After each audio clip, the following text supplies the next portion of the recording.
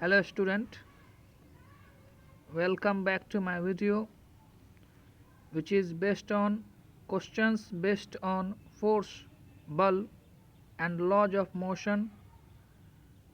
गति के नियम पर कुछ क्वेश्चन हैं, उसे डील करने जा रहे हैं. So for it you will remember some important points. आपको कुछ महत्वपूर्ण पॉइंट याद करना होगा.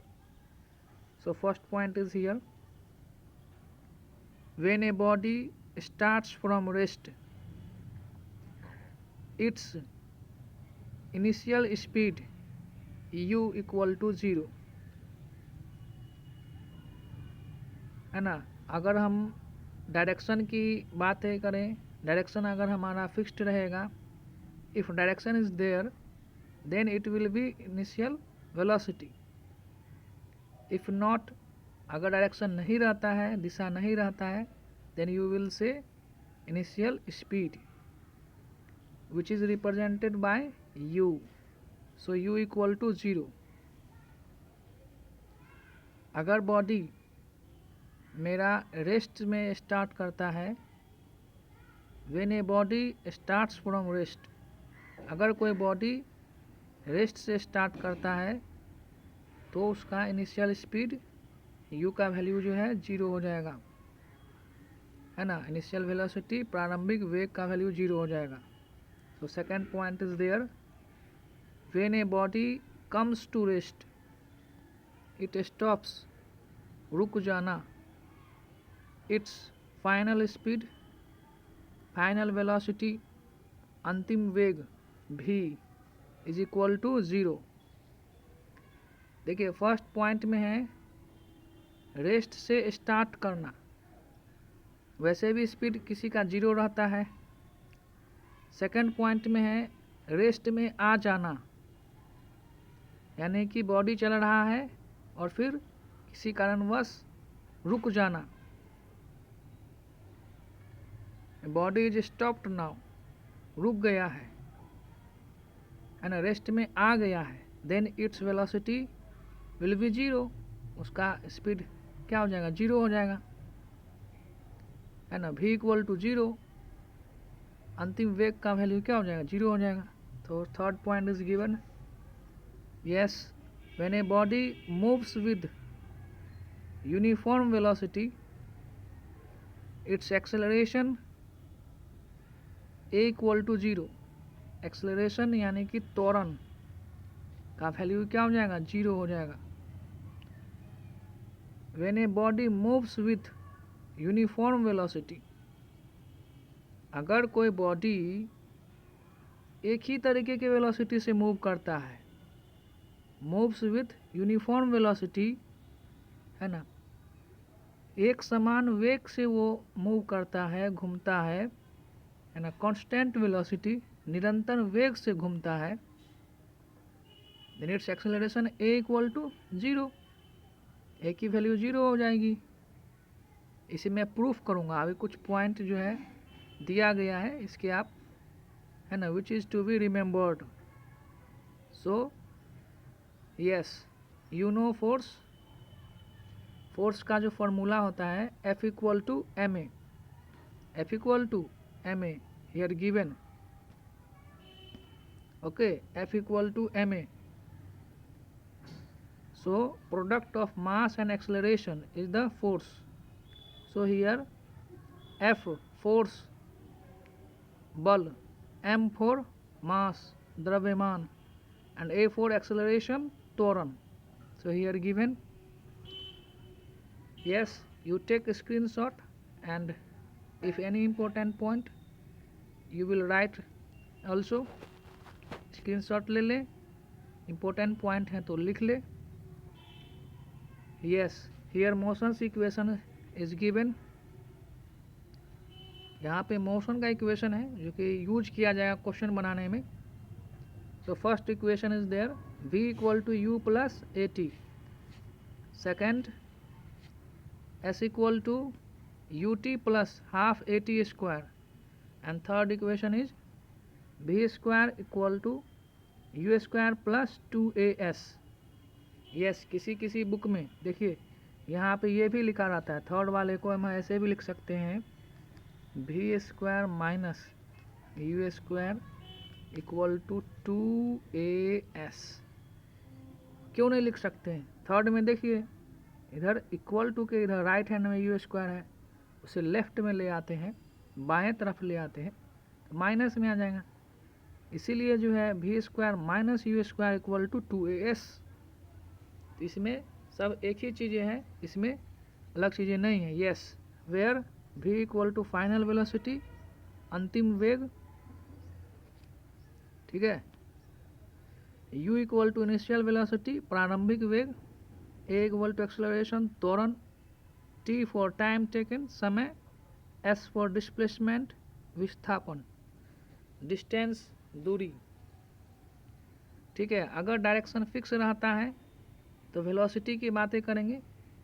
Yes, velocity is a vector quantity and you know for vector quantity magnitude as well as direction is compulsory. Magnitude और डायरेक्शन दोनों की ज़रूरत होती है वेक्टर क्वांटिटी के लिए, ठीक है। और speed is a scalar quantity, scalar quantity के लिए मैग्नीट्यूड का ही ज़रूरत पड़ता है।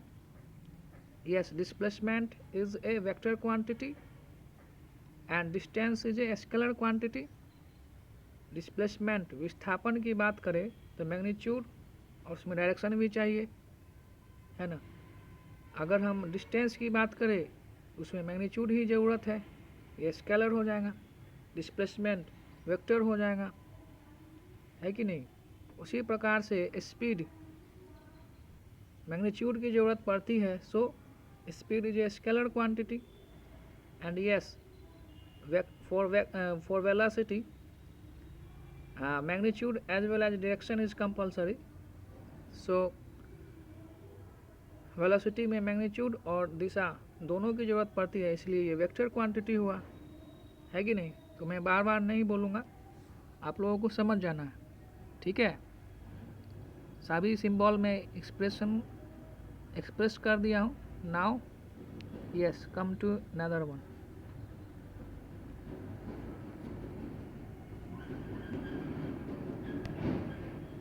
Yes, here first question is given on the screen.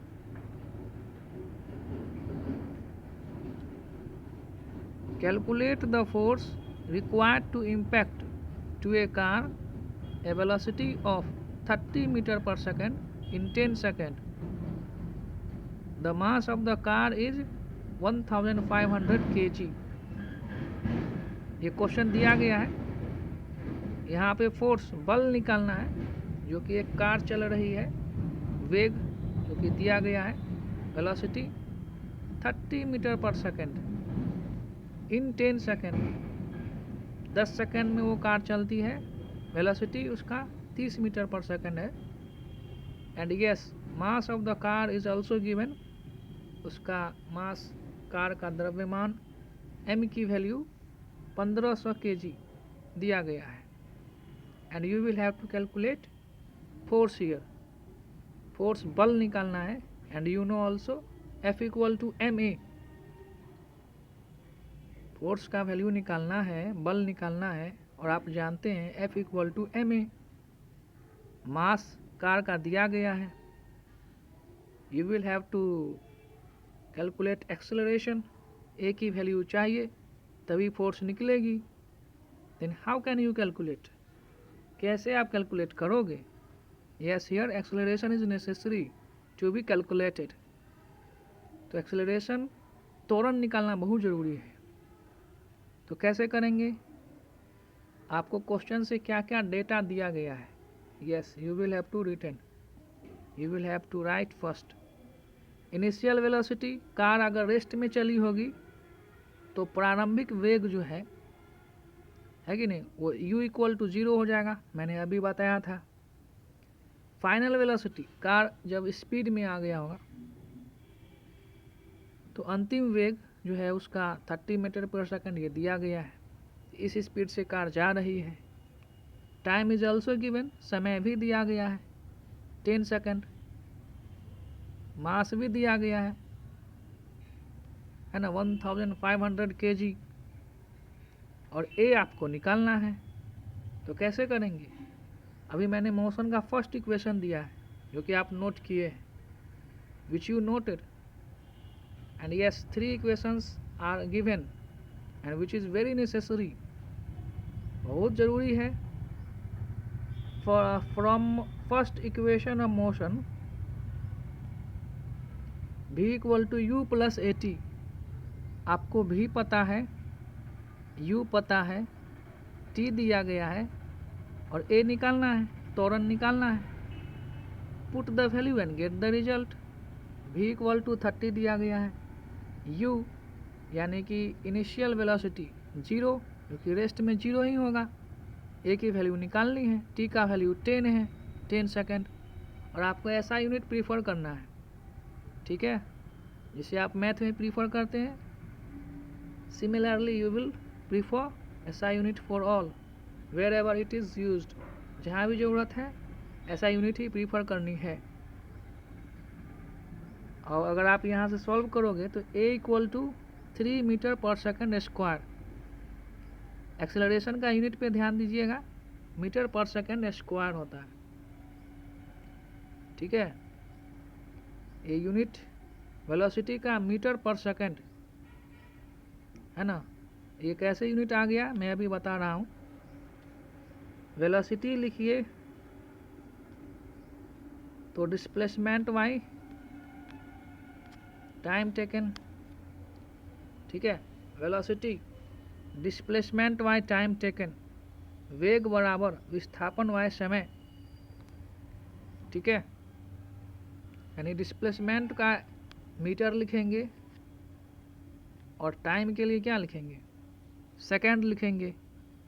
So metre पर सेकेंड वेलोसिटी के लिए। अगर हम स्पीड लिखते हैं तो speed equal to distance by time हो जाएगा, उसके लिए भी मीटर पर सेकेंड हो जाएगा, है कि नहीं। चाल बराबर दूरी बाय समय, लेकिन यहाँ है एक्सेलरेशन, तो एक्सेलरेशन इक्वल टू क्या लिखेंगे, वेलोसिटी बाय टाइम, ठीक है। त्वरण बराबर वेग बाय समय, या आप स्पीड बाय टाइम लिख सकते हैं, चाल बाय समय। तो वेलोसिटी की यूनिट मीटर पर सेकेंड और टाइम की यूनिट सेकेंड। तो ये सेकेंड जो है ऊपर वाला ये नीचे आ जाएगा ना, यानी ओवरऑल क्या आ जाएगा, त्वरण का जो ऐसा यूनिट है, एक्सेलरेशन का ऐसा यूनिट है, क्या हो जाएगा, मीटर पर second square. Okay, so that's why we write here acceleration, unit of acceleration is meter per second square, and you will have to calculate force which is demandable। Force निकालना है, बल निकालना है, ए निकाल चुके हैं, F equal to M A, M का value दिया गया है, ए का वैल्यू फाइंड आउट कर लिए, मल्टीप्लाई करेंगे, और यहाँ पर फोर्स का एक और यूनिट है, एम का केजी लिखेंगे, ऐसा यूनिट मास का केजी लिखेंगे, है ना, केजी में ही लिखना है। एक्सेलरेशन का metre per second square, so unit of force is kg metre per second square, and if you multiply करने के बाद का 4500 न्यूटन, यस न्यूटन, ऐसा unit of force is Newton.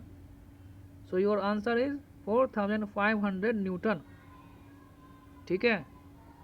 आप ऐसे भी लिख सकते हैं kg metre per second square, yes.